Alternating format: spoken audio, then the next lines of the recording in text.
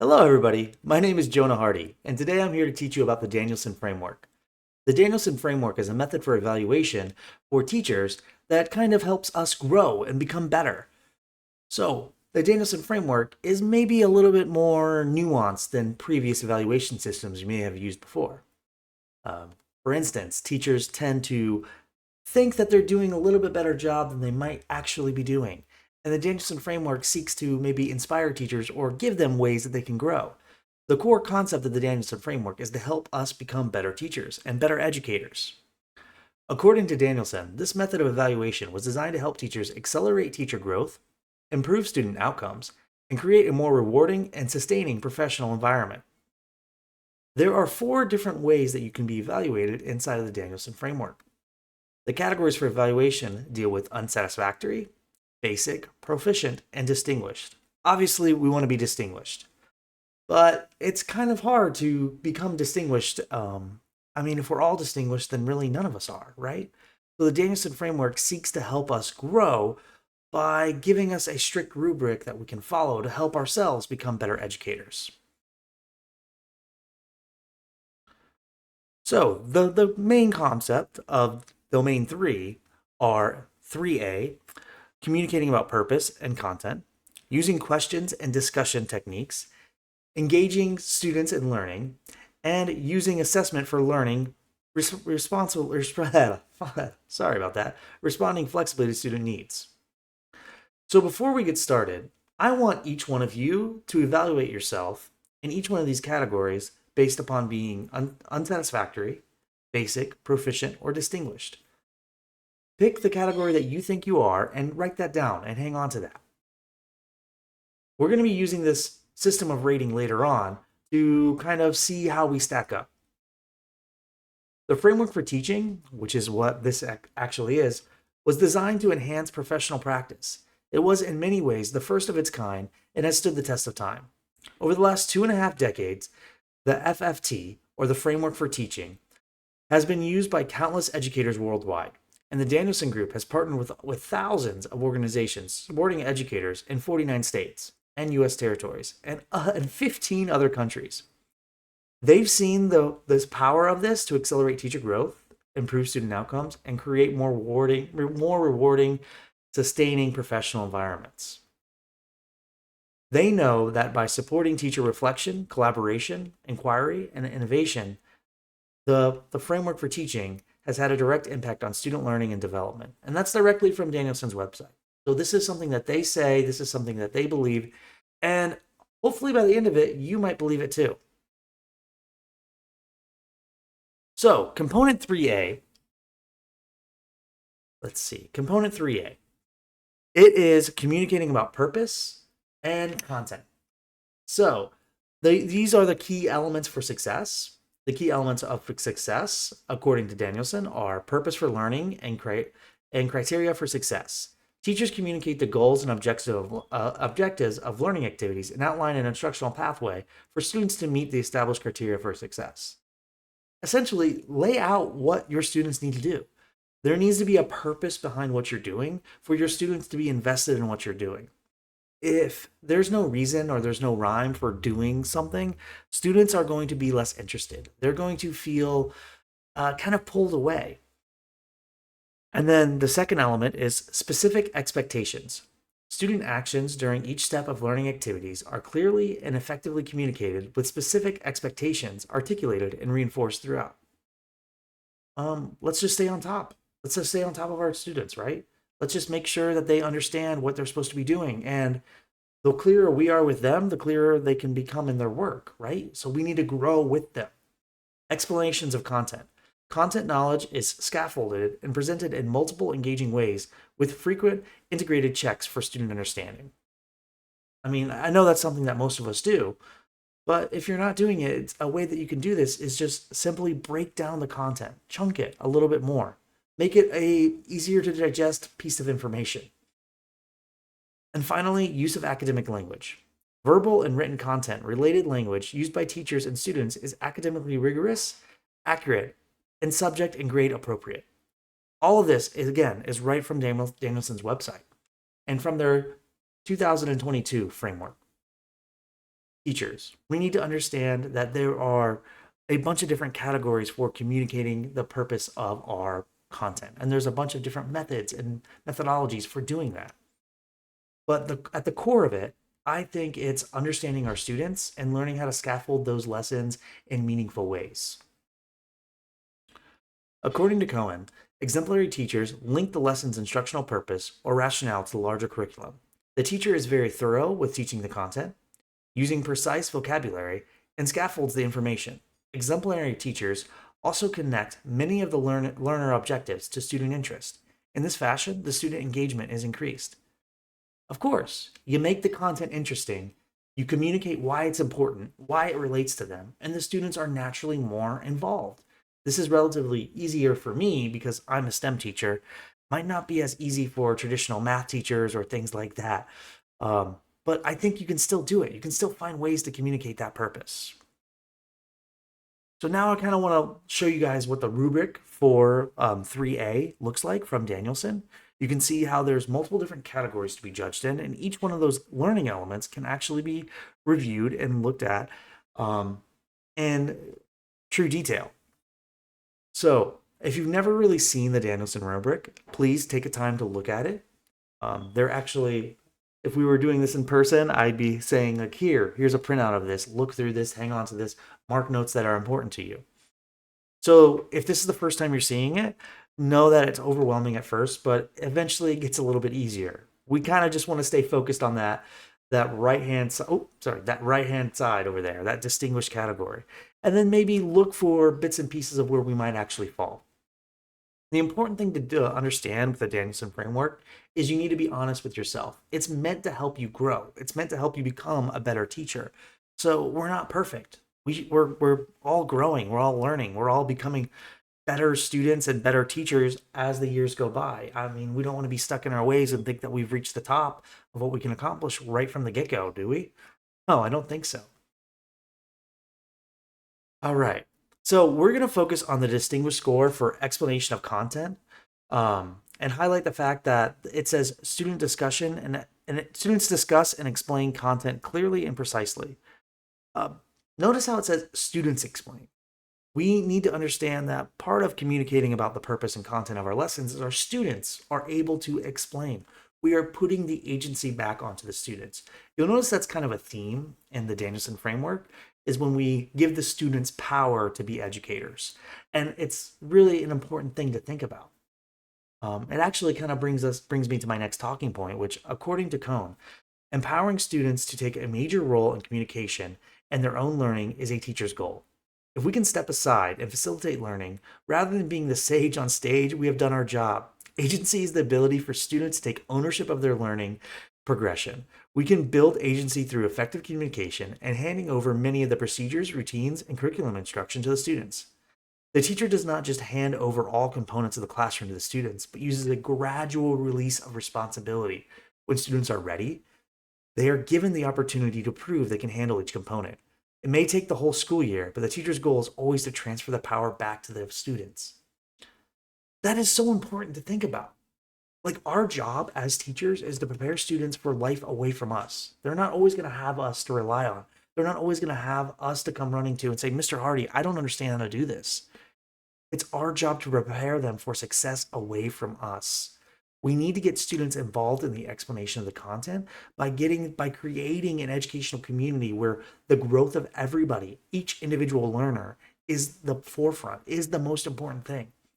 And the best way to do that is to get them speaking and get them talking to one another, which is all brought up by, well, I mean, getting our students engaged.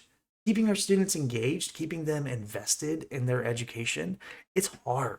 It can be very, very hard to keep students engaged, but you have to build those relationships and talk to the students and understand where they're coming from and meet them at their level. You have to give them age appropriate content that really resonates with them. So, one of the things that I can do as an educator is I have the unique ability of being able to, well, meet my students at their level through my STEM based projects. Effective teachers create strong relationships. It's proportional how students treat each other. The teacher models the language, the actions, and allows and permits conversations that are positive and proactive. The teacher ultimately creates the classroom culture. How the students treat the teacher as well as how they treat each other is important to the communication process. And that's directly from Cohn. All right. So now that we've kind of talked a little bit about, well, communicating, and we're going to move right into our next section, which is discussion using questions and discussion techniques. So these are the three elements: the critical thinking and deeper learning, reasoning and reflection, student participation. A little bit more about each one of these, according to Danielson. Critical thinking and deeper learning. Questions and discussions require critical thinking, have multiple answers, and are used to deepen student understanding of content themselves and the larger world.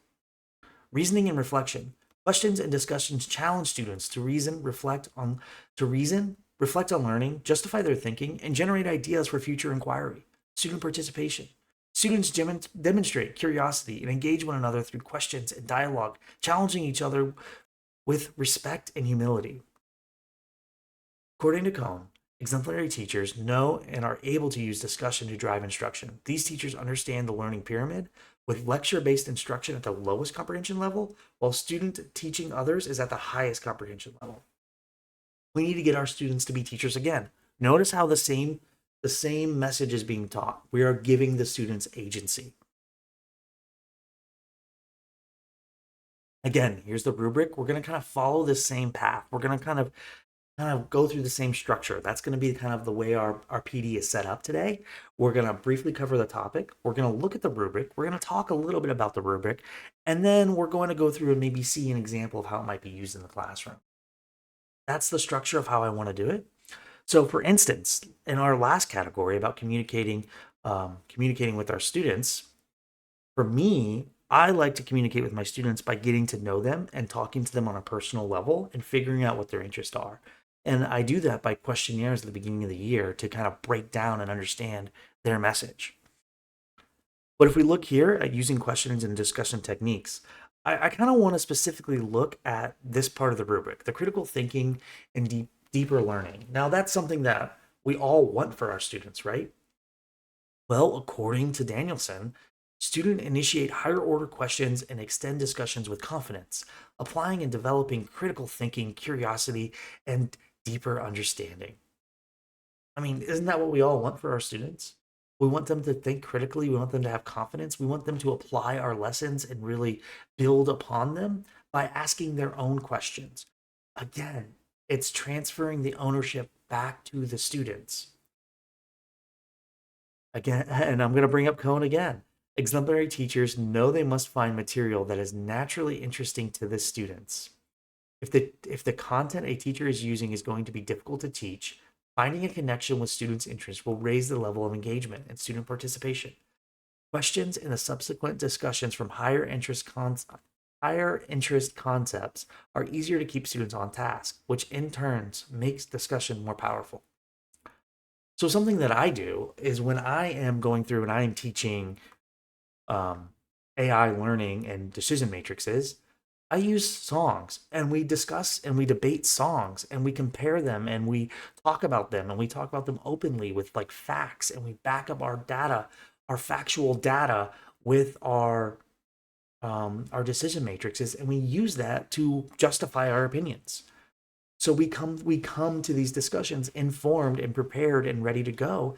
And our students are naturally drawn to discuss things because try to tell a high schooler that their music isn't good and watch what they do. They're going to get fiery. They're going to get passionate because that's something that matters to them.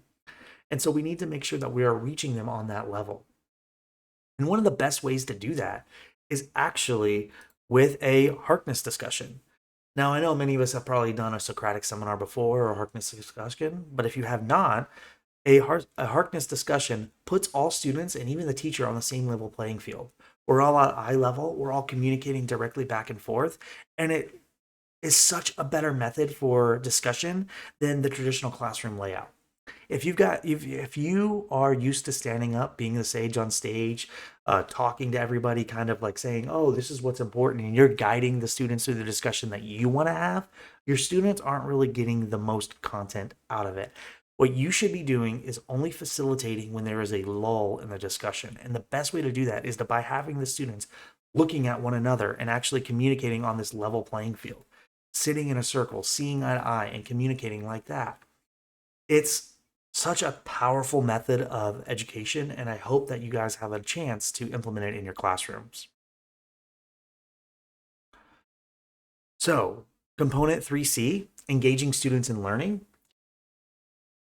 These are the four elements, and we're going to talk briefly about them. And I'm gonna read right from the framework so you guys can understand a little bit about how Danielson defines them. So, rich learning experiences. Students demonstrate agency and critical thinking and completion of tasks and activities that require high levels of intellectual engagement. Collaboration and teamwork. Student collaboration is a key component of learning and engagement, and students take initiative to collaborate in new or unplanned ways that further their learning and make it more engaging and meaningful. Use of instructional materials and resources. Instructional materials and resources are used effectively to support intellectual engagement and deepen learning of content. Opportunities for thinking and reflection. Individual lessons, activities, and tasks, as well as instructional pathways, have multiple and effective opportunities to think, reflect, and consolidate understanding. I mean, it all boils down to, well, communicating with our students, right? Trying to understand what their goals are. And I think if you'll notice, the theme of transferring the power back to the students is really prevalent throughout this entire framework of creating engaging dynamic lessons. So let's review the rich learning experiences category for distinguish. Through choices provided by the teacher of their own initiative, students modify learning tasks to make them more meaningful or challenging. I mean, it boils down to everything that we've been saying. We need to transfer the agency back to the students to get them more engaged. And it is such a difficult concept to get started. But once you put in that groundwork and once you put in that little bit of grunt work, if you will, of getting them invested in their own education, your classroom can really take on a life of its own. According to Cohen, agency is the ability for students to take charge of their learning, the transfer of the power from teacher, driven to student, or sorry, of the transfer of power from teacher-driven to student-driven instruction is a key indicator of an exemplary teacher. Teachers may drive the engagement, but they end up doing most of the work in the classroom. So I guess what that's trying to say, and what I want you to understand by that, is when you transfer the ownership and do student-driven lessons and get the students involved in the lessons, it really elevates your learning environment.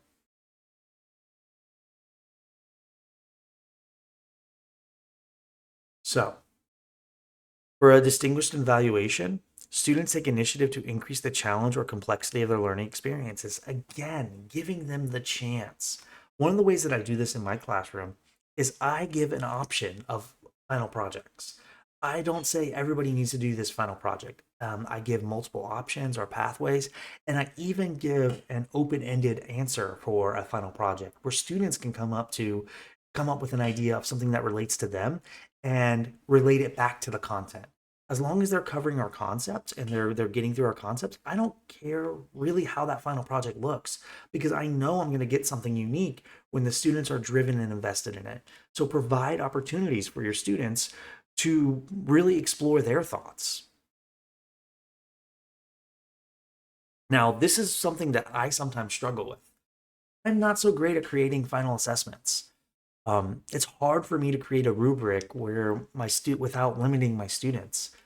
I don't like to give example projects because I sometimes end up finding myself getting the exact same project over and over again. And it's something that I want to try to go away from as I get more comfortable working in this educational environment. And this is an area where I need to improve. And that's the powerful thing about the Danielson framework is it's constantly giving you ways to improve. And it's not necessarily beating you down and telling you you're a bad teacher. It's just saying, hey, we all have stuff that we need to work on. So, the elements for using assessment and for learning for 3D component, according to Danielson, oopsie, the clear standards for success. Oh, my mistake. I see. I made a mistake here. The clear standards for success and monitoring student understanding, timely constructive feedback. Getting that information back to your students and letting them know that they have that work in front of them is so important. It's so vital to getting them invested in their education.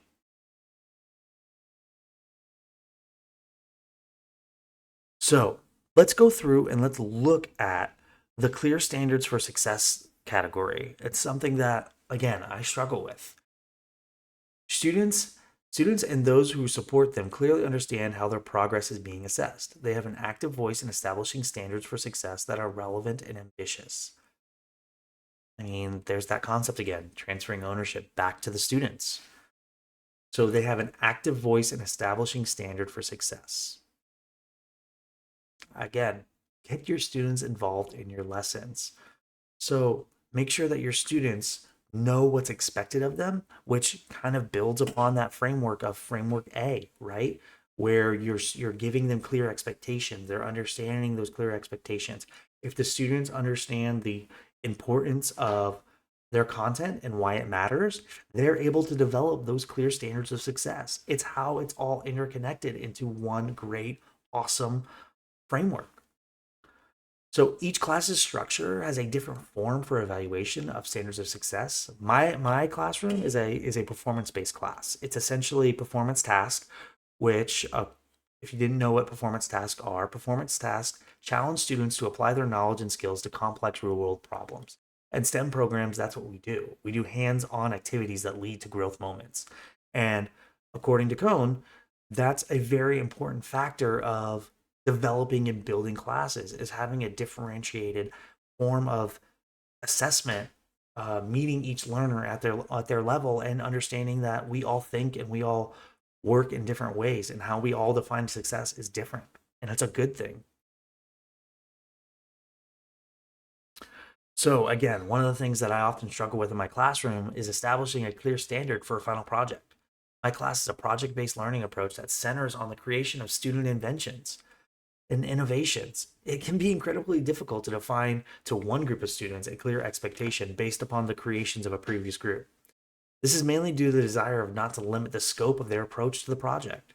According to Reynolds, demonstrate to students what you are looking for by giving them an example of what an A looks like. This perfect model is so difficult for my class to create. It's something that I definitely need to improve on going forward, and I need to strike the balance of baseline reference and carbon copy repetitions. So make sure that when you're creating your lessons that they're related to you. No teacher, no curriculum is 100% going to cover all the standards that we have to cover as teachers. There's just too many.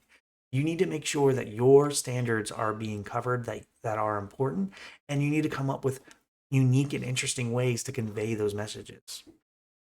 And the final component for domain 3, it's responding flexibly to students' needs. So that's something that's very important to understand.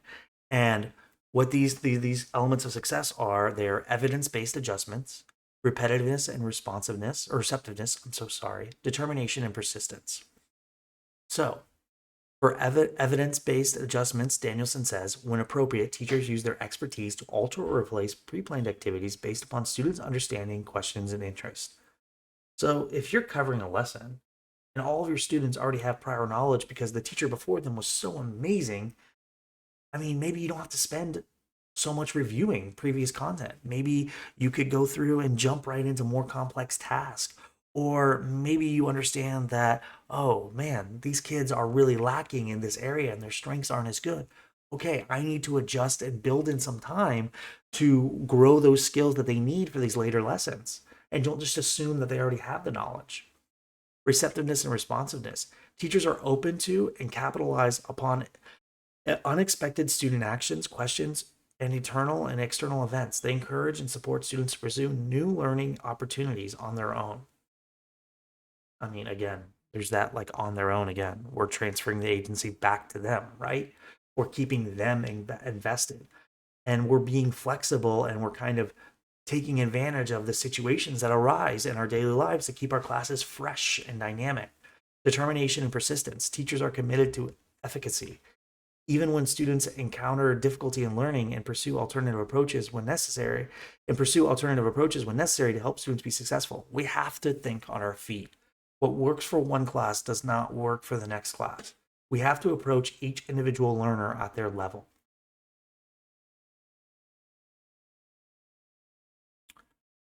So, what we're going to look at for our distinguished category that we're going to look at evidence based adjustments.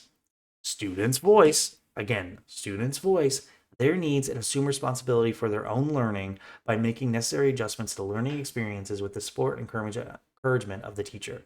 Help your students to be able to do things on their own. Teach them some resilience, teach them some grit, guide them through that thought process, get them comfortable doing that. You're not always going to be there to facilitate the discussion. So, the best chance you have for your students to succeed is by helping them, training them, and empowering them to go through and do things on their own. It's so important to do that. And the most important way you can do that, um, before the first step of that process is you have to build that relationship. It's so vital that you have to have those relationships where your students trust you and you can trust them for them to be able to do these kind of things. That's one of the things that I really excel at in my class is relationship building. I try my best to connect with my students and sit with each one of them for at least 5 minutes a week. Just give them 5 minutes of one-on-one time just to really understand and get to know them. And what I've noticed is when you do that and you take that time to get to know them, and yes, sometimes there's some kids that you don't want to talk to for even 5 minutes, but when you show them that you actually care, they're so much more willing to put in the effort for you. And it helps me understand the way that they think. It helps me facilitate their learning in a way that speaks to them. Each class of mine is unique, each group of students of mine is unique. Their foundational knowledge is different. Their strengths are different. Their weaknesses are different. We need to approach each class in a way that speaks to them.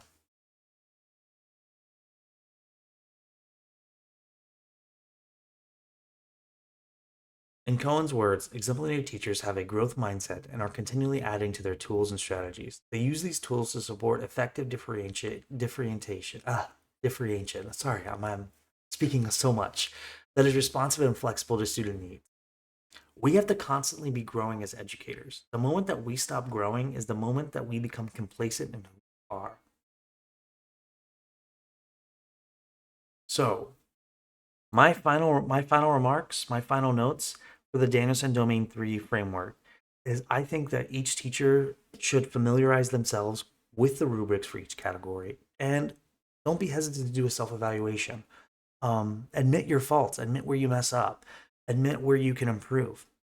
And for me, I guess for me personally, the biggest thing that I picked up from Danielson Domain 3 is empowering your students to be the masters of the classroom, empowering your students to be the ones leading the discussions, the ones to be leading the lessons, to be implementing what they think is useful. I mean, we're the teacher, we ultimately have the final say, and we have our content that we need to cover. But how can we make our content be what our students actually want to do? How can we relate those two things? How can we find a common ground between what they need to know and what we want them to know? And how can we merge them together to make something great? And I think we do that by communication and relationship building and understanding them on a personal level and an individual level and seeing them as those individual learners. So I want to thank you so much for our time. So these are my references, and for continued reading, I have them available for you. You can see we use a lot of different methods and a lot of different things to kind of communicate these frameworks and understand these frameworks. And it's about putting in that time to break them down and really find what speaks to you from them. Understand that the Danielson framework is a great guideline to help you improve as an educator, but we can't just rest on our laurels and use one method or one evaluation to kind of see our success. We need to constantly be improving. We need to be constantly growing.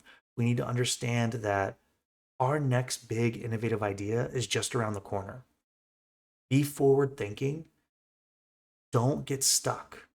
My life motto is don't be stagnant. That means always be learning, always be growing, always be trying to become a better version of yourself. Because the version of you that you want to be is right around the corner. Thank you so much for your time. I really appreciate it. I know we were right about 30 minutes, and this is a lot of content to cover. Please don't hesitate to reach out for more information. Thank you again for your time, and have a great one.